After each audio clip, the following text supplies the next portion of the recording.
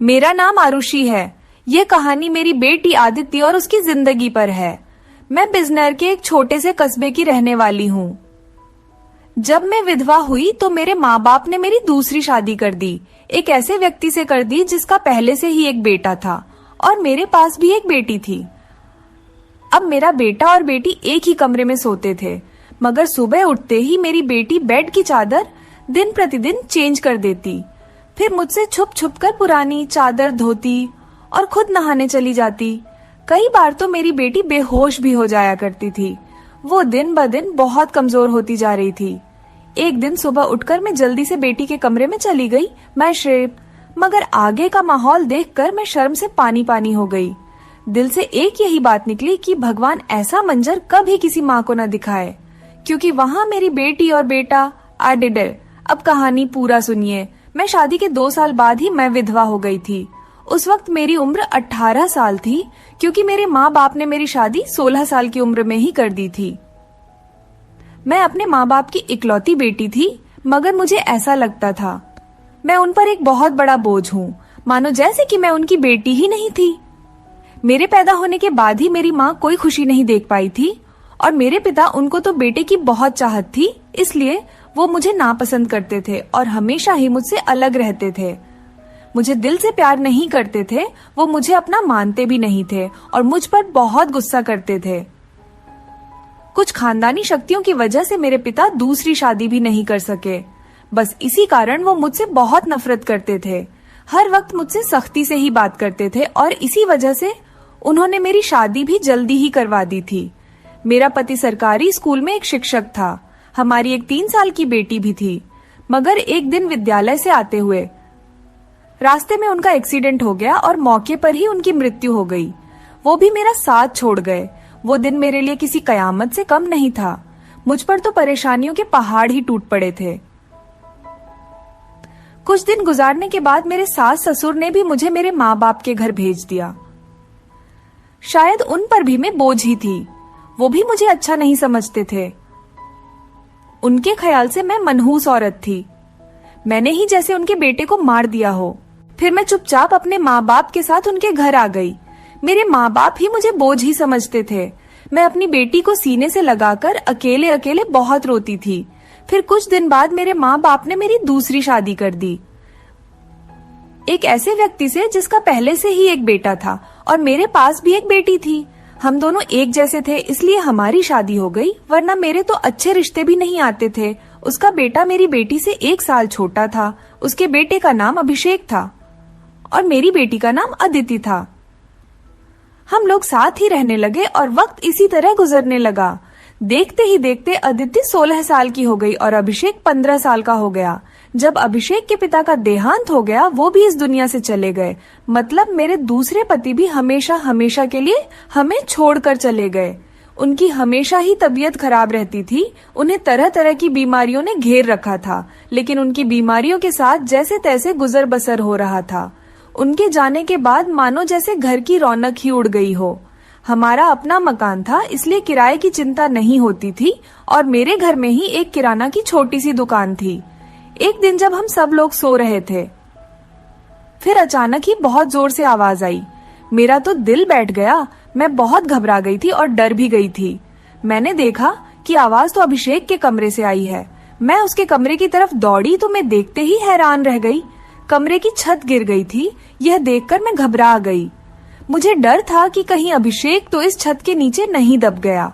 जब मैं करीब गई और मैंने जाकर देखा तो अभिषेक वहाँ नहीं था। वो बाथरूम जाने के लिए उठा होगा, इसी वजह से उसकी जान बच गई, क्योंकि उसके कमरे की छत गिर गई थी। मैंने ईश्वर से धन्यवाद किया कि यह तो अच्छा हुआ कि अभिषेक को कोई चोट नहीं आई। अगर उसको कुछ हो जाता तो मैं उसके स्वर्गवासी पिता को क्या मुंह दिखाती। लेकिन अब हमारे पास इतने पैसे नहीं थे कि हम उस छत को दोबारा डलवा सकते। कमरे का तो कबाड़ा ही बन गया था। सारी छत गिर चुकी थी और हमने उसको उसके हाल पर ही छोड़ दिया। उसके बाद मैंने अपने लिए अपना बिस्तर रसोई में ही डाल दिया और कमरे में दोनों बच्चों को सोने के लिए कहा, क्योंकि बाहर तो बहुत ज्यादा सर्दी थी और बाहर कोई सो भी नहीं सकता था और कमरे में एक बेड और एक चारपाई ही थी। 2 लोग भी बहुत मुश्किल से सो पाते थे। अब वो दोनों एक ही कमरे में सोते थे, मजबूरी थी, क्या कर सकते हैं। एक कमरे में तो दुकान थी और मेरे पति ने घर में 3 ही तो कमरे बनवाए थे। यूं तो हम 3 लोगों के हिसाब से कमरे ठीक थे, लेकिन एक कमरा दुकान के लिए भी तो जरूरी था। अब मजबूरी थी, क्या कर सकते थे, गुजारा तो करना ही था। एक दिन मेरा बेटा बेटी के कमरे में सोया तो सुबह सुबह कुछ ऐसा हुआ कि मैं चकित रह गई। अभिषेक तो सवेरे उठकर नाश्ता करने भी बैठ गया था, जबकि अदित्य अभी तक सो रही थी। वो तो इतनी देर तक नहीं सोती थी, लेकिन आज वो इतनी देर तक क्यों सो रही थी? उसकी आदत थी कि वो सुबह जल्दी उठ जाया करती थी। मैंने उसको आवाज भी दी तो वो उठ नहीं रही थी। थोड़ी देर के बाद मैंने उसके कमरे में जाकर उसको देखा तो पता चला कि वो बेहोश हो चुकी थी। मैं बुरी तरह से घबरा गई थी कि उसको क्या हो गया। मैंने फौरन ही अभिषेक को बोला कि पास के ही डॉक्टर को घर बुला लाओ। डॉक्टर घर पर आया तो डॉक्टर ने कहा कि यह बेहोश हो गई है, लड़की काफी कमजोर है, खून की भी कमी है, कोई भारी काम इससे मत करवाना, बस आराम ही करवाना, फल अच्छा खाना वगैरह खिलाइए, ठीक हो जाएगी। जब अदिति को होश आया तो मैं उसके पास गई और मैंने उससे पूछा कि तुम्हें क्या हो गया था। तो वो कहने लगी कि बस ऐसे ही बैठे। मुझे चक्कर आने लगे थे और मैं बेहोश हो गई थी। मैंने अपनी बेटी को कहा कि तुम आराम करो, मैं तुम्हारे लिए नाश्ता बनाकर लाती हूँ। जब मैं नाश्ता लेकर आई और मैंने आकर देखा, वो अपने कमरे में नहीं थी और कमरे के बिस्तर पर चादर भी नहीं थी। मैंने बाहर जाकर उसको देखा तो वो उसी चादर को बैठकर धो रही थी। मैंने उससे पूछा, तुम ये चादर क्यों धो रही हो?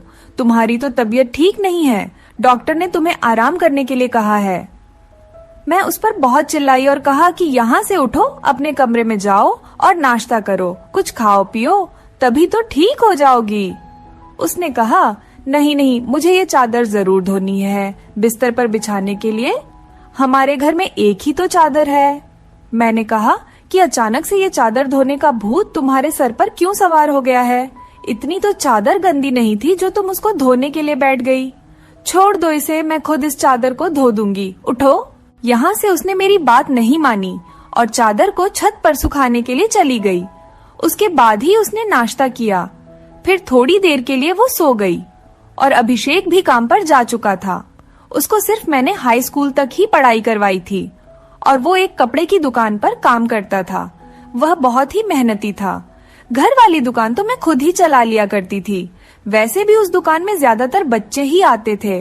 दिन इसी तरह से गुजर गया। उस दिन अभिषेक ने मुझसे कहा, आज मैं खाना खाकर आया हूँ। वो देर से आया था और अदिति भी पहले से ही कमरे में सो चुकी थी। वो भी जाकर कमरे में सो गया। मैंने भी रसोई में अपनी चारपाई डाल रखी थी। जगह बदलने की वजह से मुझे नींद नहीं आ रही थी। मैं अपने पति को याद ही कर रही थी। दूसरा पति मेरा बहुत अच्छा था, मेरा बहुत ख्याल रखता था। उसने कभी भी मुझे पहली शादी का ताना नहीं दिया था और मेरी बेटी को वो हमेशा अपनी ही बेटी समझता था। और मैंने भी अभिषेक को कभी नहीं बताया था कि वो मेरा सौतेला बेटा है। उसने भी मुझसे अपने हिस्से का प्यार ले लिया था। वो मुझे सगी माँ से भी ज्यादा प्यार करता था और मेरा कहना भी मानता था। वो उस घर में अकेला ही मर्द था। वो हमारा इकलौता ही सहारा था, वरना हम 2 औरतें कहाँ जाती। काम भी अच्छे तरीके से कर रहा था। मैंने उसे कहा भी था कि वो आगे की पढ़ाई प्राइवेट पढ़ ले, क्योंकि अगर उसके पास कोई अच्छी डिग्री होगी तो नौकरी भी अच्छी मिल जाएगी। वो मेरी बात मान लेता था।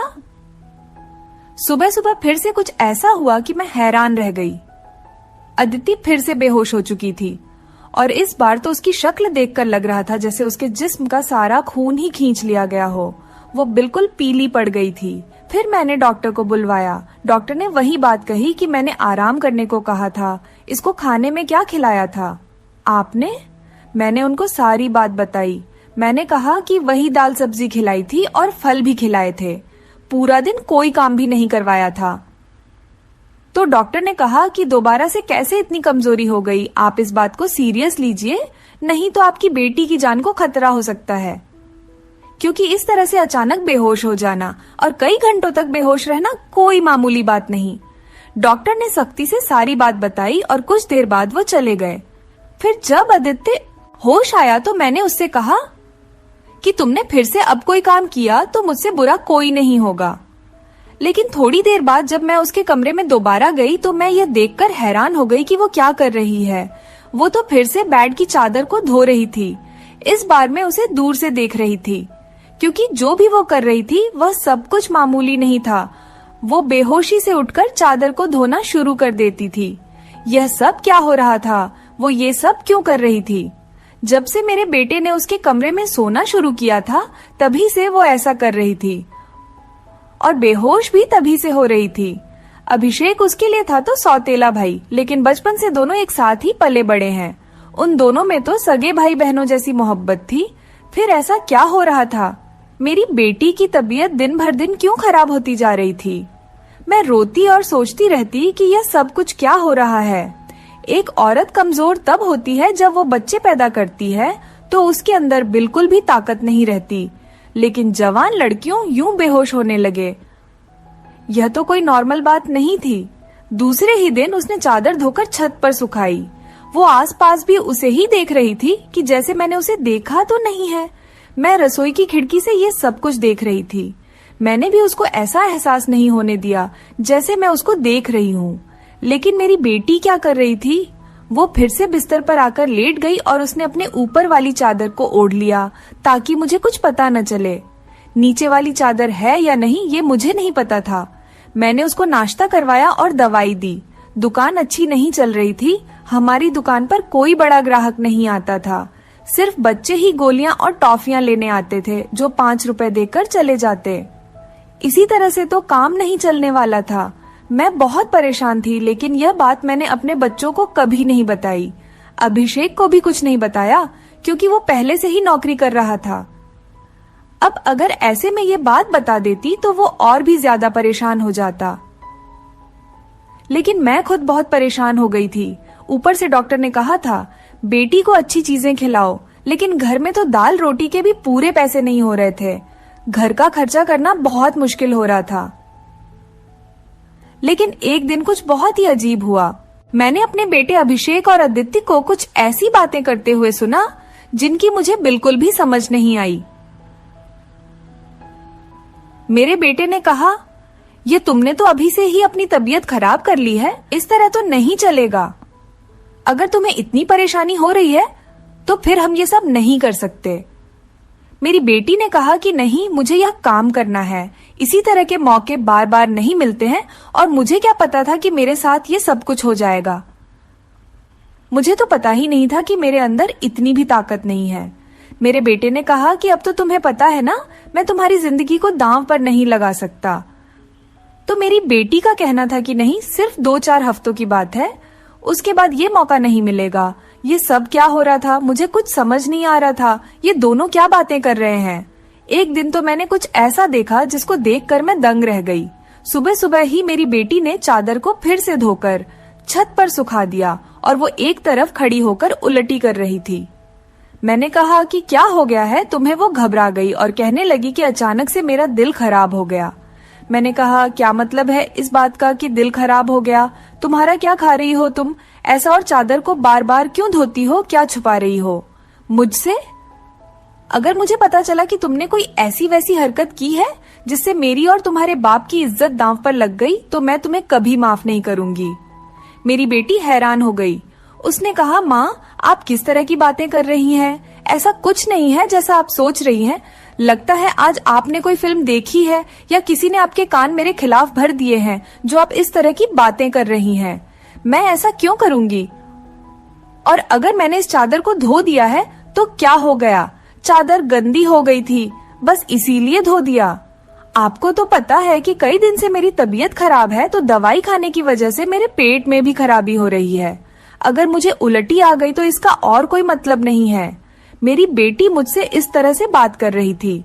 मैंने उसके मुंह पर थप्पड़ दे मारा और वो जमीन पर गिर गई। तभी अचानक अभिषेक भी आ गया। उसने कहा कि माँ आप ये क्या कर रही हैं? आपने इस पर हाथ क्यों उठाया? तो मैंने उससे कहा, हाँ मैंने इसको मारा है, इस पर हाथ उठाया है। ऐसा तो मुझे बहुत पहले ही करना चाहिए था, लेकिन अभी मैं पूरी तरह से बात की तह तक नहीं पहुंची हूँ। जिस दिन मुझे पता चल गया तुम दोनों के बारे में, उस दिन देखना। अब मुझे खुद पता नहीं था कि मुझे क्या हो गया था। मेरे दिल में जो बात आ रही थी मैं वही बोलती जा रही थी, जो कि मुझे इस तरह नहीं करना चाहिए था। रात को अचानक मेरी आंख खुली और मैंने देखा कि मेरे बच्चों के कमरे की लाइट जल रही थी। उस वक्त वो क्या कर रहे थे? उनको तो इस समय सो जाना चाहिए था और मुझसे तो शाम को कह रहे थे कि आज हम जल्दी सो जाएंगे। मैं जब कमरे के करीब गई तो वो न सिर्फ जाग रहे थे बल्कि बातें भी कर रहे थे। किसी बात पर बहुत ज्यादा खुश हो रहे थे। मेरा बेटा कह रहा था कि तुम बहुत खुशकिस्मत हो। तो बेटी कहने लगी कि हाँ, खुशकिस्मत तो मैं हूँ, लेकिन अभी कल फिर से जब मेरी तबीयत खराब होगी तो माँ मुझे देखकर बहुत परेशान हो जाएंगी। कब तक ऐसा झूठ बोलेंगे बेटा? बोला, बस कुछ दिन और कर लेते हैं, फिर सब कुछ ठीक हो जाएगा। मैं उनकी बातें सुनकर हैरान रह गई। आज मुझसे रहा नहीं गया। मैंने कमरे के दरवाजे को खोलने की कोशिश की तो मैं हैरान रह गई। उन्होंने दरवाजे को अंदर से बंद क्यों किया था? क्या वजह थी दरवाजा अंदर से बंद करने की? वैसे भी अब मौसम बदल रहा था, उनको दरवाजा खोलकर सोना चाहिए था। मैंने दरवाजे पर बार बार दस्तक देना शुरू कर दिया, लेकिन इस तरह से दस्तक देने के बावजूद भी उन लोगों ने दरवाजा खोलने में आधा घंटा लगा दिया। और उसके बाद जब मैंने कमरे में देखा तो उनके अलावा कमरे में कोई भी नहीं था और वो दोनों ऐसी शक्ल बनाकर बैठे थे जैसे नींद से जागे हों। मैंने कहा, इतनी देर में दरवाजा क्यों खोला है? तो कहने लगे, हम सो रहे थे। मैंने कहा कि झूठ नहीं बोला करो, तुम लोग जाग रहे थे और बातें कर रहे थे। उन्होंने कहा कि हम क्यों इस समय जागेंगे और क्यों बातें करेंगे? हमारा कौन सा कल पेपर है जो हम तैयारी करेंगे और जागेंगे? हम लोग तो सो रहे थे। मुझे उन दोनों की हरकतें समझ नहीं आ रही थीं। मेरे पास बोलने के लिए कोई शब्द नहीं थे। मुझे उनकी बातें समझ नहीं आ रही थी क्योंकि वो दोनों तो ऐसे ही बैठे थे जैसे नींद से अभी अभी जागे हों। उसके बाद मैंने उनको कुछ नहीं कहा और वहां से चली गई, लेकिन मैं सोचती थी कि कोई ना कोई गड़बड़ तो जरूर है। मैं ये देखकर हैरान रह गई। एक दिन मेरी बेटी के बाजू में नील के निशान भी थे। ये तो जख्म के निशान थे। मुझे समझ नहीं आ रही थी कि उसे क्या लगा था। मैंने उससे पूछा तो उसने कहा कि छुरी लगी है, लेकिन छुरी तो उंगली पर लगती है, बाजू पर नहीं। मेरी बेटी कोई ना कोई बात ऐसी है जो मुझसे छुपा रही थी। कभी बेहोश हो जाती थी, कभी उसके शरीर पर अजीब अजीब तरीके के निशान होते थे और कभी उठकर अपने बेड की चादर धोने लग जाती थी और मुझे कमरे में जाने नहीं देती थी। मेरा दिमाग जिस तरफ जा रहा था मैं वैसे ही सोचना नहीं चाहती थी। मेरी गलती थी। मैंने आग और पानी को क्यों एक साथ रखा? मुझे ऐसा नहीं करना चाहिए था। मैंने सोच लिया कि मुझे अब क्या करना है। जवान लड़का और लड़की को मुझे एक साथ एक ही कमरे में नहीं सोने देना चाहिए था। गलती तो मेरी ही थी। मुझे इन सब बातों का ध्यान रखना चाहिए था। अभिषेक था तो अदिति का सौतेला ही भाई। नियत बदलते देर नहीं लगती। जवानी की इस उम्र में बच्चे बुरी संगत में पड़ ही जाते हैं। सगा भाई तो सगा होता है और सौतेला भाई सौतेला। तो फिर मैं कैसे सौतेले भाई बहन को एक साथ एक ही कमरे में सुला रही थी? यह मेरी ही गलती थी। जब हम ही बच्चों पर ध्यान नहीं देंगे, परेशानियां तो पैदा ही होंगी। अच्छी बुरी बातों का ध्यान तो हमें ही रखना होता है। बच्चे तो नादान होते हैं और नादानी में ही बहुत सारी गलतियां कर बैठते हैं। जैसे जैसे विचार मेरे दिमाग में आ रहे थे, अगर ये सारे विचार सही हो गए तो फिर सारा का सारा कसूर मेरा ही होगा।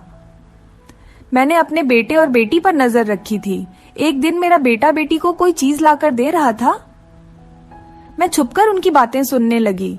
उसने कहा कि यह तुम्हारी दवाई है, इस परेशानी के लिए यह दवाई ले लो तो सब कुछ ठीक हो जाएगा। उसने मेरी बेटी को छुपाकर वो गोलियां दी। मैं परेशान हो गई कि ये किस चीज की गोलियां उसको दे रहा है। आखिर ऐसी क्या बात है जो परेशानी ये दोनों हल करना चाहते हैं और उसके बारे में मुझे नहीं पता। और ये दवाइयां कुछ अजीब सी क्यों लग रही थीं? मेरी बेटी ने भी वो दवाइयां फौरन से पकड़ ली और उनको अपने दुपट्टे के पल्लू में छुपा लिया। बेटे ने कहा कि रात को सोने से पहले खा लेना, तो फिर अगले दिन तो बेहोश बिल्कुल भी नहीं होगी। और 2-3 दिन तक तो मेरी बेटी वाकई बेहोश नहीं हुई थी, लेकिन उसके बाद शायद उसकी वो गोलियां खत्म हो गईं और एक दिन बाद फिर से मेरी बेटी बेहोश हो गई थी। मेरा बेटा भी घर पर नहीं था, इसलिए मैंने आज फायदा उठाने के बारे में सोचा। मैंने वो चादर बहुत ही होशियारी से बेटी के नीचे से खींच ली और उसको तरीके से तय करके अपने कमरे में ले आई। मुझे खोलकर देखना था कि इस पर ऐसा क्या लगा होता था जिसकी वजह से मेरी बेटी सुबह उठते ही उसे धोना शुरू कर देती थी और यहाँ तक कि अपनी बीमारी का भी ख्याल नहीं करती। जब मैंने चादर को खोलकर देखा तो पहले तो मुझे कुछ नजर नहीं आया, लेकिन जब मैंने ध्यान से देखा तो यह देखकर मैं हैरान रह गई कि उस चादर पर सफेद सफेद बाल थे और पूरी चादर बालों से भरी हुई थी। मुझे समझ नहीं आई ये किस चीज के बाल हैं, क्योंकि ये बाल बिल्कुल सफेद और छोटे छोटे बाल थे। मैं हैरान हो गई, लेकिन मुझे ये बात समझ नहीं आई। मैं सोचती रही कि ये सब कुछ क्या हो रहा है। मैं बेटे और बेटी की हरकतों पर नजर रख रही थी, इसलिए सारा कुछ अपने दिमाग में सोच रही थी, लेकिन मैं किसी नतीजे पर नहीं पहुंची थी। तब तक मेरी बेटी को यह पता चल ही गया कि चादर मैंने देख ली है, तो वो मेरे पास आकर बैठ गई और कुछ अजीब सी घबराई हुई नजर आने लगी। उसके बाद मैंने उससे पूछ लिया कि क्या बात है, क्यों परेशान लग रही हो? तो उसने कहा कि माँ वो चादर कहाँ है? तो मैंने उससे कहा कि वो तो मैंने धोकर डाल दी है। ये कहकर वो मेरे पास से जाने लगी, तो मैंने उसका हाथ पकड़कर उसे रोक लिया और मैंने कहा कि मैं सब कुछ देख चुकी हूँ, उस चादर पर जो भी लगा हुआ था। मुझे बता दो ये सब कुछ क्या है? तुम मुझसे इतने दिनों से क्या छुपा रही हो? मैं बहुत परेशान हो गई हूँ, मेरे दिमाग में बहुत बुरे बुरे विचार आ रहे हैं। वो मेरे पास बैठ गई और फिर मेरी बेटी ने मुझे ऐसी बात बताई कि मेरे कदमों तले से जमीन निकल गई। मेरी बेटी ने मुझे बताया कि माँ जैसा आप समझ रही हैं वैसा बिल्कुल भी नहीं है। दरअसल हमने देख लिया था कि इस घर के हालात अच्छे नहीं चल रहे, घर की दुकान भी नहीं चल रही थी और भैया भी कुछ खास पैसे नहीं कमा रहे थे, लेकिन हमें ऐसा कोई काम नहीं मिल रहा था जो हम लोग कर पाते। फिर भैया के एक दोस्त ने उसको एक काम दिया। दरअसल उसने कुछ बहुत ही नस्ली किस्म के बिल्ली के बच्चे रखे हुए थे, जो कि 3 से 4 की तादाद में थे, लेकिन उनको संभालना उसके बस से बाहर था। इसलिए उसने हमें उन बच्चों को संभालने का काम दिया और उस काम के बहुत सारे पैसे दिए। दरअसल भैया भी पूरा दिन वहीं होते थे, लेकिन रात में भाई को आराम भी करना होता था, इसलिए उन बिल्ली के बच्चों को कमरे में ले आते थे और मैं उनको संभाल लेती थी। उन्हीं के बाल सुबह चादर पर लगे हुए थे, जिसको मैं सुबह को धो देती थी, क्योंकि हमें पता था कि आपको इस तरह की चीजें अच्छी नहीं लगती और हम आपको यह सब कुछ बताना भी नहीं चाहते थे। हम ये सब काम कर रहे हैं और मुझे बाद में पता चला कि मुझे बिल्ली के बच्चों से एलर्जी हो जाती है, जिसकी वजह से मैं सुबह को बेहोश हो जाती थी। भैया ने मुझे जो दवाइयां लाकर दी थी वो भी इसी चीज की थी, ताकि मेरी एलर्जी कम हो जाए। माँ, भैया का वो दोस्त बहुत अमीर है और वो इस काम के हमें बहुत ज्यादा पैसे भी दे रहा था। वो हमें एक दिन के 1000 रुपए दे रहा था और आज उन बच्चों का हमारे घर में आखिरी दिन था, क्योंकि अब वो उन्हें लेकर दूसरे शहर चला गया है और हमने इतने पैसे कमा लिए हैं कि हम उस कमरे की छत भी डलवा सकते हैं और घर का कुछ राशन भी ला सकते हैं। हमें पता है कि आपको पालतू जानवर पसंद नहीं है, इसलिए हमने आपको ये बात नहीं बताई थी, लेकिन आपने तो न जाने हमारे बारे में क्या क्या सोच लिया। हम पर इतना शक किया। आपने हमारे बारे में जो बातें की वो हमारे दिल में तीर की तरह जाकर लगती थी। मैं जानती हूँ कि वो मेरा सौतेला भाई है, लेकिन वो मेरे सगे भाइयों से भी बढ़कर है। उसने हर बार सिर्फ हमारे बारे में ही सोचा है, जबकि देखा जाए तो हम उसके क्या लगते हैं। उसका पिता तो इस दुनिया से जा चुका है और उसके अपने रिश्तेदार भी तो हैं, जो कि हमसे बहुत ज्यादा अमीर हैं। वो उनके साथ जाकर भी तो रह सकता है, लेकिन वो फिर भी हमारे साथ रहता है, क्योंकि वो हमें कभी अकेला नहीं छोड़ना चाहता। उसने हमेशा मुझे अपनी सगी बहन ही माना है। उसने कभी मुझसे कोई गलत बात नहीं की और वो हमारा साथ भी देता है, हमारे लिए बहुत कुछ करता है। पूरा दिन वो काम करता था, रात को मैं उसकी मदद करती थी। वो कहता था कि वो रात में भी यह सब कुछ कर लेगा। दिन भर तो वो बेचारा मेहनत करता था, इसलिए मैंने उससे कहा कि रात को तुम आराम किया करो, बच्चों को मैं देख लूंगी, इसलिए मैं उसकी मदद कर रही थी। मुझे यह सुनकर बहुत ही ज्यादा अफसोस हुआ और मुझे खुद पर बहुत गुस्सा भी आ रहा था। मैंने अपने बच्चों के बारे में क्या क्या सोचा। मैं अपने बच्चों के बारे में जितना गलत सोच रही थी, मेरे बच्चे उससे भी कई गुना ज्यादा अच्छे हैं। इतनी गलत बातें मैंने उनके बारे में सोची जितनी मुझे सोचनी भी नहीं चाहिए थी। हमने ये बात अभिषेक को नहीं बताई। अदिति ने भी उसको कुछ नहीं बताया कि मुझे सारी बात का पता चल गया, क्योंकि अब यह काम वैसे भी खत्म हो गया था और मैं उसकी नजरों में और ज्यादा गिरना नहीं चाहती थी। कुछ दिन बाद अभिषेक ने उस कमरे की छत डलवा दी और अब हमारे घर का कमरा भी ठीक हो गया था। धीरे धीरे हमने बहुत मेहनत की। मेरी बेटी ने भी घर में बच्चों को ट्यूशन पढ़ाना शुरू कर दिया था। हमारे हालात पहले से बेहतर होने लगे। धीरे धीरे इतने बेहतर हो गए कि हमारे घर में कोई तंगी नहीं रही। मेरे साथ जिंदगी ने बहुत बुरा किया था, लेकिन अच्छा यह किया कि मुझे बहुत ज्यादा नेक और अच्छे बच्चे दिए, चाहे वो मेरे अपने थे या पराई। ईश्वर की कृपा से मेरे दोनों बच्चे बहुत ही मेहनती हैं और इस बात को समझते हैं कि अभी उनकी मेहनत के दिन हैं। हाथ पर हाथ रखकर नहीं बैठ सकते, क्योंकि उनके सर पर पिता का साया नहीं था और मैं भी कुछ खास कर नहीं सकती थी। इस बात का उनको एहसास था और यह एक बहुत बड़ी बात है। ईश्वर की कृपा है कि अब सब कुछ ठीक हो गया। ऊपर वाले का लाख लाख शुक्र हुआ। जैसा मैं सोच रही थी वैसा कुछ नहीं हुआ, लेकिन ऐसा हो भी सकता था। अगर ऐसा होता तो मैं कहाँ जाती।